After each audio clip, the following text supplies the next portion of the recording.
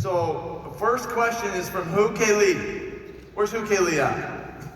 Right here on the front row. Hu K. Lee is a founder, and so she has a lot of questions about how to be a diamond. So Hu K. Lee, thank you for these questions. So first one, what were the key doTERRA methods you used while focusing on reaching a diamond rank? So the key doTERRA methods or processes, tools, resources that you used to achieve diamond for the first time. Go ahead, Kenny. Just get up close. I think the biggest key that I have found in advancing, whether it be diamond or any rank in doTERRA, is finding leaders. And I always have had in my mind 8 qualities to look for in a leader, and I'm just going to list those real quick. Number 1, they've got to have integrity. They've got to do what they say they're going to do. Number 2, they need to be driven. Number 3, committed when they find something good. And the reason I say that is because sometimes when people come into doTERRA, they are skeptical about MLM, but once they understand doTERRA is very different, that commitment, they're willing to be committed. Number 4, hearts of gold with success, they do good things, resourceful, hardworking, persistent, and self-disciplined. And so I think finding leaders that embody those type of characteristics have been beneficial. So great. Talked about how to find the leader. How about the rest of you?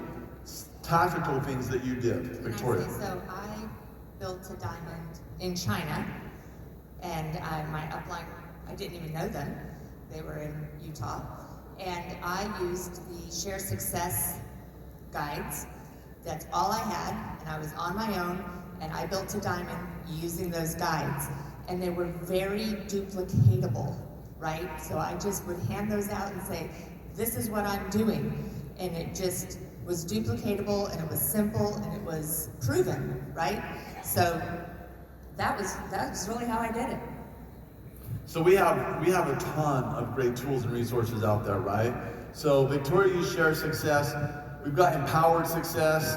Everything is on the doTERRA website. A lot of it is already translated into Hindi, and so there's so many tools. Go ahead, Pete. I'd actually like to add on to that as well.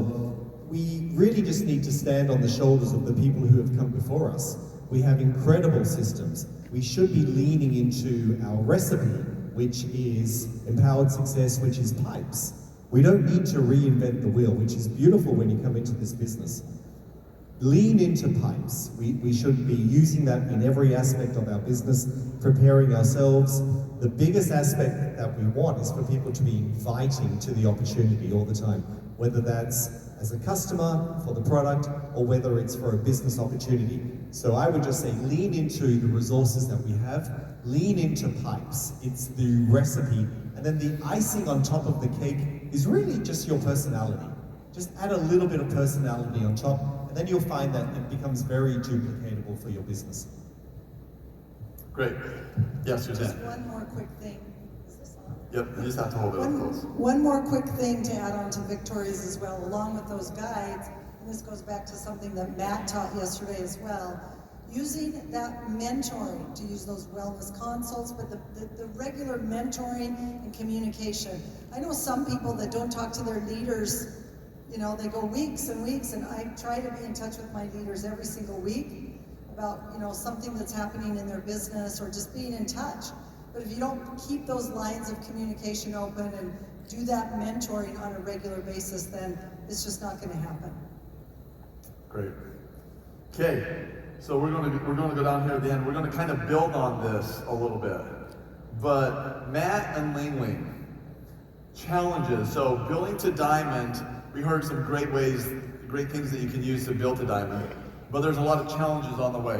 What are some of the big challenges that if you look back and you said, oh, if only somebody would have been on a panel and told me this before it happened, it would have saved me some time and effort. So any challenges that came your way that ended up being a great learning opportunity? Well, I built to diamond 1 month after I quit my IT job.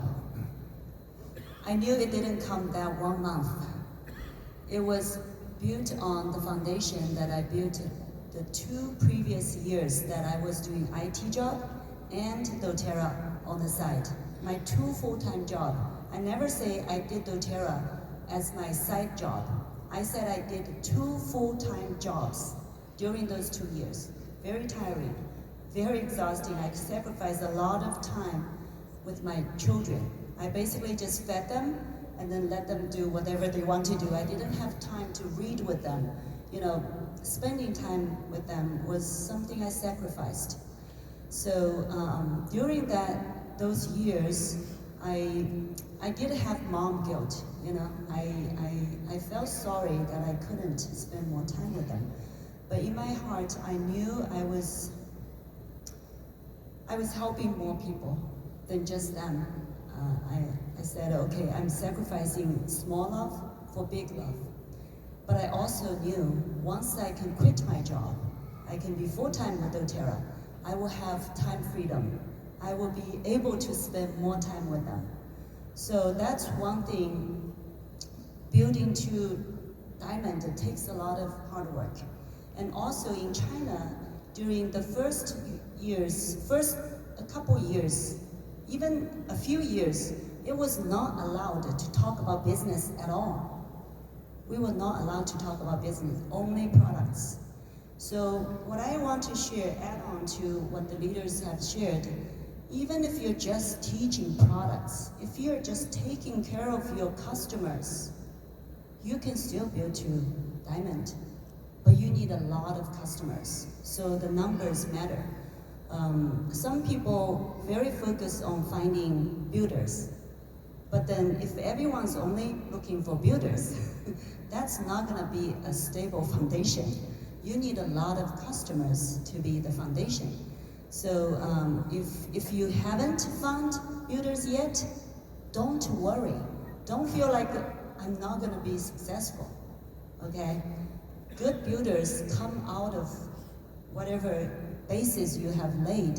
And I found a lot of my builders actually may not be builders in the beginning, but they have grown to be a leader later.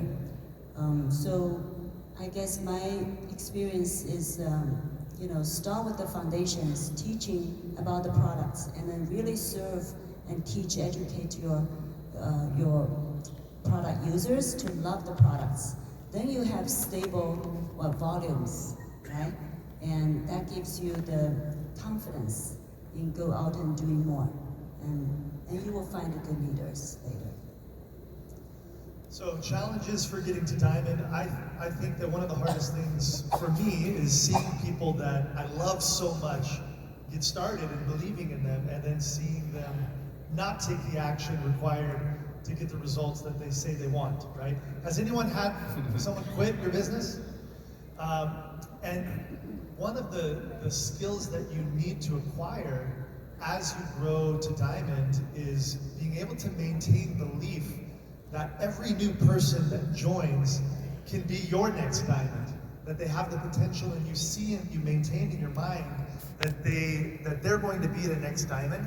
Because when you have people quit or join, say they're going to do something and not do it, eventually you can get in the trap of seeing a new person join and just think they're most likely going to quit. And instead you have to wash your brain. I call it brainwashing. You have to brainwash yourself that every new person that joins is going to be your next diamond. And when you believe that, you treat them that way, and you're able to get them to move and create momentum in a different way because of that belief. Matt, I am just happy that your mom wasn't that person that quit and didn't become a diamond. That would have been awkward at the family dinner table, right? Good job, Suzanne. Well, we had other family members quit.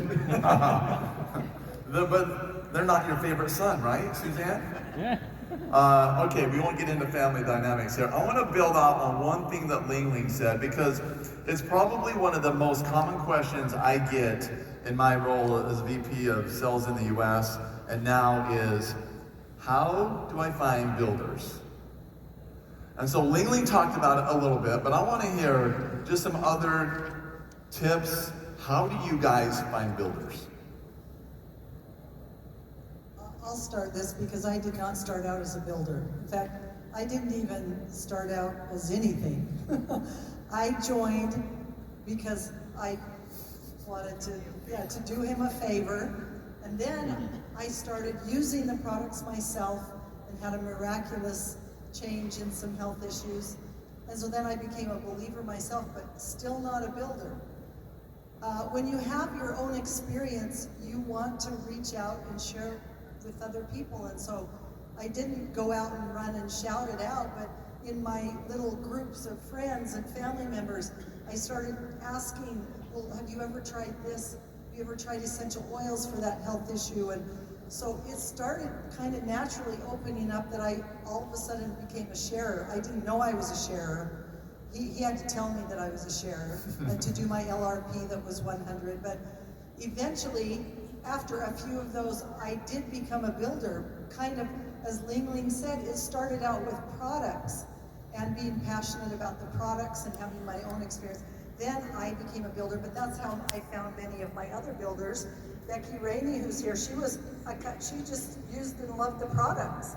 And look at her here now, she's in India and has this great team now. And so it can happen from your customers. That's what I would say. I love it. Does anybody have a different answer than that?